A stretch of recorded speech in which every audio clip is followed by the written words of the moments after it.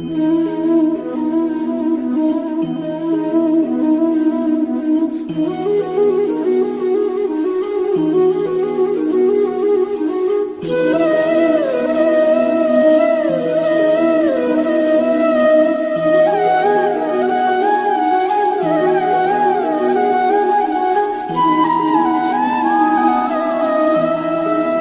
मित्रों, आप सभी का एस्ट्रोलॉजी दर्शन में बहुत बहुत स्वागत है। आज की परिचर्चा में हम जन्म कुंडली में मारक ग्रहों का विचार करना सीखेंगे। तो आइए जानते हैं जन्म कुंडली में मारक ग्रहों का विचार किस प्रकार से किया जाता है। जैसा कि हम सब जानते हैं कि जन्म कुंडली में फलादेश का विचार करते समय हम सबसे पहले जन्म कुंडली में योग कारक और मारक ग्रहों का विचार करते हैं। अतः ज्योतिष शास्त्र में मारक ग्रहों का विचार प्रमुखता से किया जाता है, क्योंकि प्रत्येक लग्न की जन्म कुंडली में अलग अलग ग्रह मारक होते हैं। मारक ग्रह अपनी दशा अंतरदशा में जातक को मरण तुल्य दुख प्रदान करते हैं। तो आज की परिचर्चा में हम जन्म कुंडली में मारक ग्रहों की स्थिति व उनके फल का विचार करते हैं। जन्म कुंडली में प्रथम भाव जिसे लगन कहते हैं उसे जातक का शरीर माना जाता है और अष्टम भाव को आयु का भाव बताया गया है। अष्टम द्वादश थ्योरी के अनुसार अष्टम से अष्टम अर्थात तृतीय भाव, जिसे भी अष्टम भाव अर्थात आयु का भाव का प्रतिबिंब माना जाता है। जन्म कुंडली में अष्टम भाव का द्वादश भाव बनता है सप्तम भाव, जो कि अष्टम भाव का व्यय करने वाला होता है, अर्थात आयु को क्षीण करने वाला हुआ। अतः सप्तम भाव को मारक भाव माना गया है, क्योंकि सप्तमेश अष्टम भाव का व्यय करता है। इसी प्रकार अष्टम भाव का प्रतिबिंब तृतीय भाव, जिसे पराक्रम भाव भी कहा जाता है, उसका द्वादश भाव बनता है द्वितीय भाव, जो कि तृतीय भाव का व्यय करने वाला हुआ। इसलिए दूसरे भाव के स्वामी को भी मारक माना गया। इन दोनों भावों के अतिरिक्त जन्म कुंडली में 6, 8, 12 भाव भी अनिष्ट भाव होते हैं।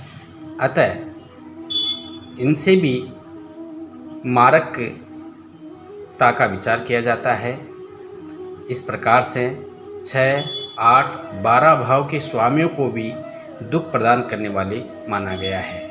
निष्कर्ष रूप में जन्म कुंडली में 2, 7 भाव प्रबल मारक भाव होते हैं और 6, 8, 12 भाव को भी मारक की श्रेणी में रखा जाता है। इस प्रकार हम प्रत्येक लगन के अनुसार मारक ग्रहों को इस प्रकार से समझने का प्रयास करते हैं। मेष लगन। मेष लगन की जन्म कुंडली में लग्नेश होते हैं मंगल, जिनको लगन व अष्टम भाव का स्वामित्व प्राप्त होता है, और दूसरे व सप्तम भाव के स्वामी बनते हैं शुक्र, क्योंकि दूसरा भाव वृष राशि व सप्तम भाव में तुला राशि आती है, और वृष व तुला राशि के स्वामी शुक्रदेव बनते हैं तथा शुक्रदेव का लग्नेश मंगल के साथ शत्रुता का संबंध बनता है। इस कारण से शुक्रदेव मेष लगन की जन्म कुंडली में प्रबल मारक होते हैं। अतः इनकी दशा अंतरदशा में जातक को बहुत अधिक दुखों का सामना करना पड़ता है। इस प्रकार मेष लगन की जन्म कुंडली में बुध देवी मारक होते हैं, क्योंकि इनको तीसरा भाव व षष्ठम भाव का स्वामित्व प्राप्त है तथा तीसरे भाव मिथुन व छठे भाव में कन्या राशि आती है, और दोनों ही राशियों के स्वयं बुधदेव बनते हैं। यहाँ यद्यपि तीसरा भाव सम होता है, किंतु बुध देव को एक भाव छठा भाव अति अशुभ त्रिक भाव मिलने के कारण मारक बनेंगे, और बुध का संबंध मंगल के साथ भी शत्रुता का है। इसी क्रम में 8वें भाव के स्वामी स्वयं मंगल बनते हैं, जो कि लग्नेश भी है, किंतु यहाँ लग्नेश मंगल को अष्टम भाव का स्वामित्व प्राप्त होने पर भी इसका दोष नहीं लगेगा, जब तक कि स्वयं मंगल 6, 8, 12 में विद्यमान नहीं होते हैं। 12वें भाव में गुरुदेव बृहस्पति की मीन राशि आती है, किंतु यहाँ गुरु मारक नहीं होंगे, क्योंकि इनको 12वां भाव मिलने के साथ साथ एक त्रिकोण भाव अर्थात 9 भाव मिलने के कारण बृहस्पति यहाँ योग कारक बनेंगे। इस प्रकार निष्कर्ष रूप में मेष लगन की जन्म कुंडली में शुक्रदेव व बुध देव मारक होते हैं। वृषभ लगन। वृषभ लगन की जन्म कुंडली में दूसरे भाव के स्वामी बुध देव बनते हैं। बुध को यहाँ दूसरा भाव और पंचम भाव का स्वामित्व प्राप्त है, क्योंकि बुध देव की एक राशि दूसरे भाव में और दूसरी राशि कन्या पंचम भाव में है। एक तो बुध देव को यहाँ त्रिकोण का भाव मिला है और दूसरा बुध देव शुक्र देव के अति मित्र होने के कारण दूसरे भाव के स्वामी होने के बावजूद भी मारक नहीं माने जाएंगे। इसी क्रम में सप्तम भाव जो कि मारक भाव होता है उस पर मंगल देव की राशि वृश्चिक आती है। मंगल देव यहाँ लग्नेश शुक्र के शत्रु होने के कारण प्रबल मारक की श्रेणी में आएंगे। साथ ही यहाँ मंगल देव को द्वादश भाव का अधिपति भी मिला है, इस कारण से भी मारक बनते हैं। वृषभ लग्न के जन्म कुंडली में षष्ठम भाव के अधिपति स्वयं शुक्रदेव होते हैं, किंतु शुक्र यहाँ लग्नेश होने के कारण षष्ठम भाव का स्वामित्व प्राप्त होने पर भी इनको दोष नहीं लगेगा, जब तक कि शुक्र स्वयं चलकर 6, 8, 12 में नहीं बैठते हैं।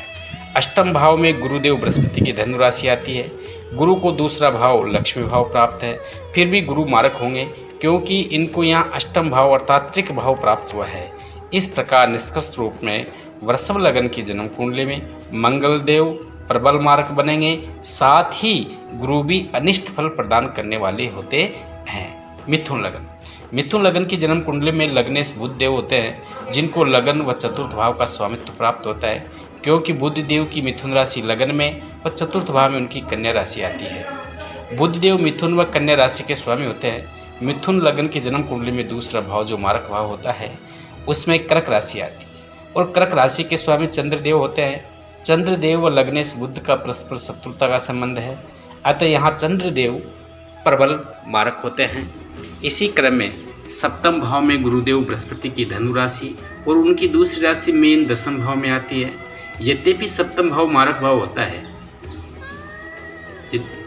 फिर भी गुरुदेव बृहस्पति सप्तमेश बनते हैं, किंतु बुध देव के मित्र होने के कारण यहाँ वे योग कारक होंगे, ना कि मारक। इसी प्रकार षष्ठेश मंगल देव बनते हैं, क्योंकि षष्ठम भाव में उनकी राशि वृश्चिक और दूसरी उनकी मेष राशि एकादश भाव में आती है और दोनों ही भाव अच्छे नहीं हैं। इस कारण से यहाँ मंगल देव मारक ग्रह की श्रेणी में माने जाएंगे।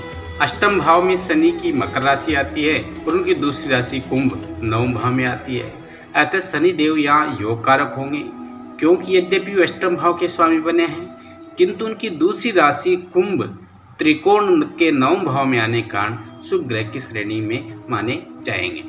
जन्म कुंडली का द्वादश भाव भी जैसा कि हम जानते हैं अशुभ भाव होता है। वहाँ शुक्र देव की वृषभ राशि आती है और उनकी दूसरी राशि तुला त्रिकोण के पंचम भाव में आने के कारण शुक्र भी यहाँ योग कारक होंगे। इस प्रकार निष्कर्ष रूप में मिथुन लग्न की जन्म कुंडली में चंद्रदेव व मंगल देव मारक ग्रह की श्रेणी में आएंगे और दोनों ही दशा अंतरदशा में जातकों को अशुभ परिणाम प्राप्त कराते हैं। कर्क लगन के स्वामी चंद्रदेव होते हैं तथा दूसरे भाव के स्वामी सूर्यदेव होते हैं, क्योंकि दूसरे भाव में उनकी सिंह राशि आती है। सूर्यदेव व चंद्रदेव आपस में मित्रता का संबंध रखते हैं, इसलिए यहाँ सूर्यदेव द्वितीय भाव के स्वामी होने पर भी योग कारक माने जाएंगे। सप्तम भाव में शनि की मकर व अष्टम भाव में शनि की कुंभ राशि आती है और लग्नेश चंद्रदेव व शनि का परस्पर संबंध भी शत्रुता का है, अतः शनिदेव यहाँ प्रबल मारक होंगे। अतः उनकी दशा अंतरदशा में जातक को मरण तुल्य कष्टों का सामना करना पड़ता है। छठे भाव में गुरु की धनु राशि आती है, किंतु गुरु को एक त्रिकोण का भाव भी मिला है, क्योंकि त्रिकोण के नवम भाव में गुरु की मीन राशि होने के कारण गुरु यहाँ मारक नहीं होंगे अपितु योग कारक होंगे।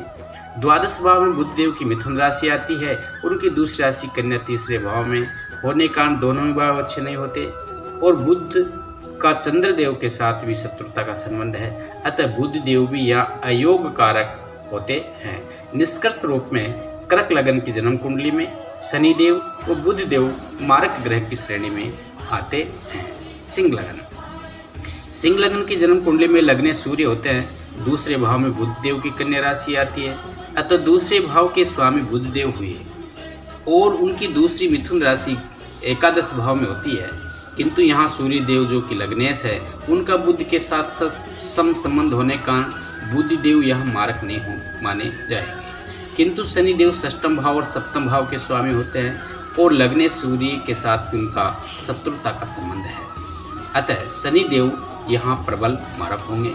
अष्टम भाव में गुरुदेव की मीन राशि आने के कारण अष्टमेश बनते हैं, किंतु उनकी एक राशि धनु त्रिकोण के पंचम भाव में होने के कारण योग कारक होंगे और यहाँ गुरुदेव बृहस्पति का लग्नेश सूर्य के साथ मित्रता का संबंध भी होता है। द्वादश भाव में चंद्रदेव की कर्क राशि आती है, किंतु सूर्य के साथ चंद्रदेव का मित्रता का संबंध होने के कारण मारक नहीं होकर योग कारक माने जाएंगे।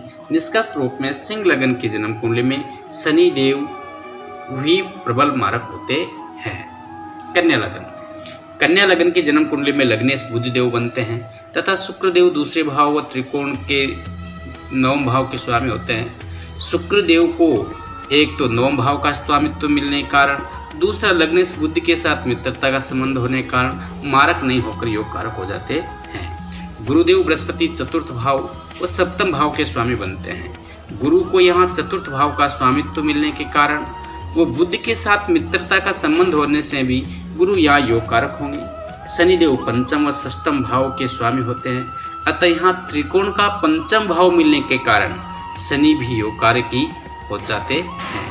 किंतु मंगल देव को तीसरा व अष्टम भाव का स्वामित्व मिलने के कारण मारक माने जाएंगे।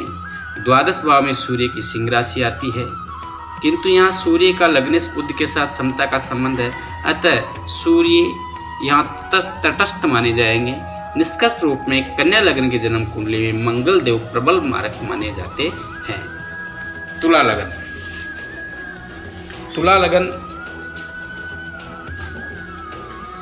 तुला लगन की जन्म कुंडली में लग्नेश शुक्रदेव बनते हैं तथा दूसरे भाव व सप्तम भाव के स्वामी मंगल देव होते हैं। मंगल का लग्नेश शुक्र के साथ शत्रुता का व्यवहार है, अतः यहाँ मंगल देव सबसे अधिक प्रबल मारक सिद्ध होते हैं। गुरुदेव बृहस्पति को तीसरा व छठा भाव का स्वामित्व मिलने के कारण तथा लग्नेश के शत्रु होने से मारक माने जाएंगे।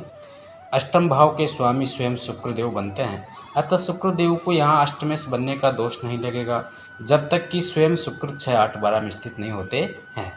इसी प्रकार बुधदेव या नवम भाव व द्वादश भाव के स्वामी होते हैं, किंतु बुध को नवम भाव का स्वामित्व मिलने के कारण मारक नहीं होकर योग कारक माने जाएंगे।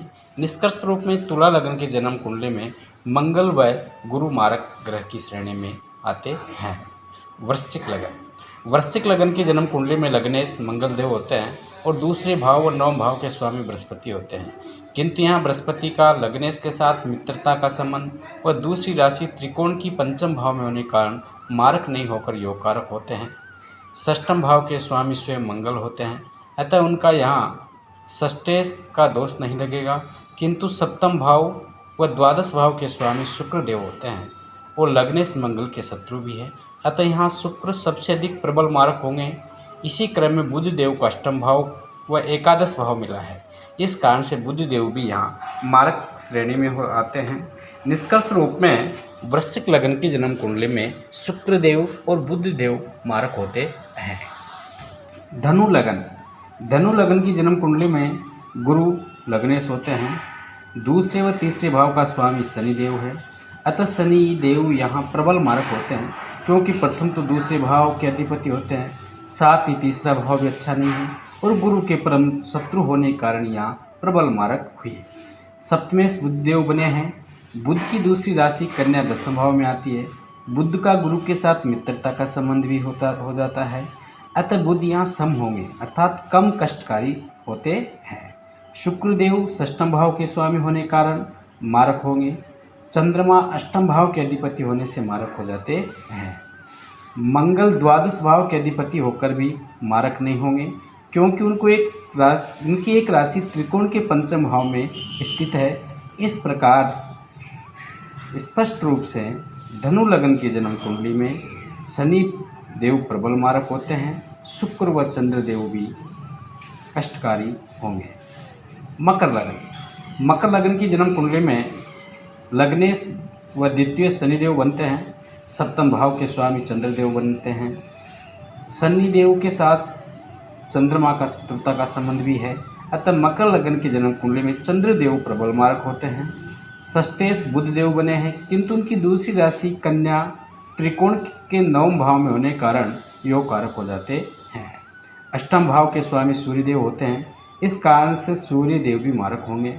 द्वादश भाव में गुरुदेव की धनु राशि आती है, किंतु उनकी दूसरी राशि तीसरे घर में होती है, अतः दोनों ही भाव बुरे हैं और लग्नेश के साथ शत्रुता का संबंध है, इस कारण गुरु भी मारक हो जाते हैं।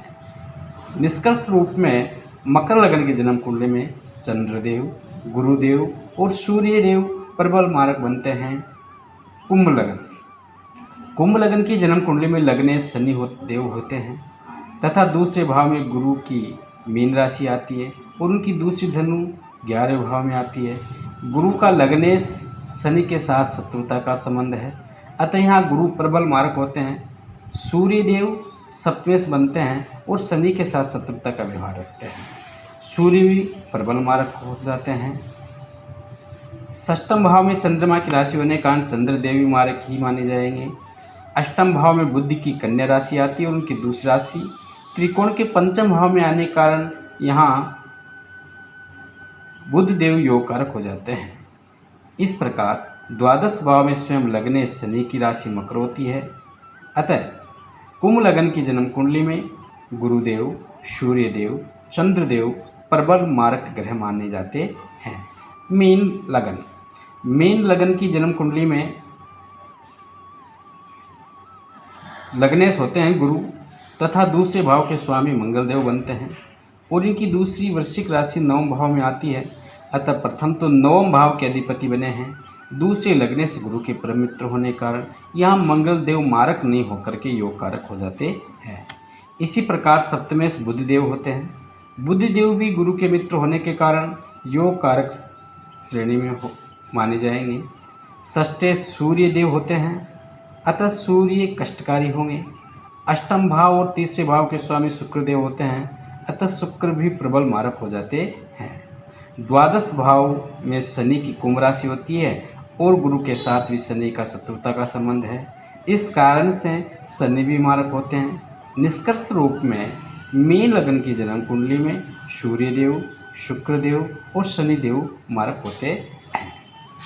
अब यहाँ विशेष रूप से इस बात का ध्यान हमें रखना होता है कि जन्म कुंडली में मारक ग्रहों का विचार करने से पहले हमें मारक ग्रहों की मारकता की प्रतिशत का विचार करना चाहिए।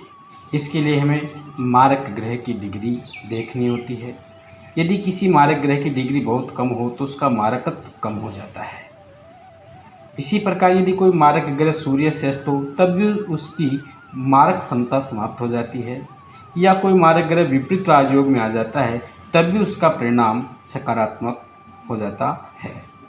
इसी प्रकार से यदि कोई मारक ग्रह अपनी उच्च राशि में स्थित हो अथवा स्वयं की राशि में स्थित हो, उस स्थिति में भी उसका प्रभाव कम हो जाता है।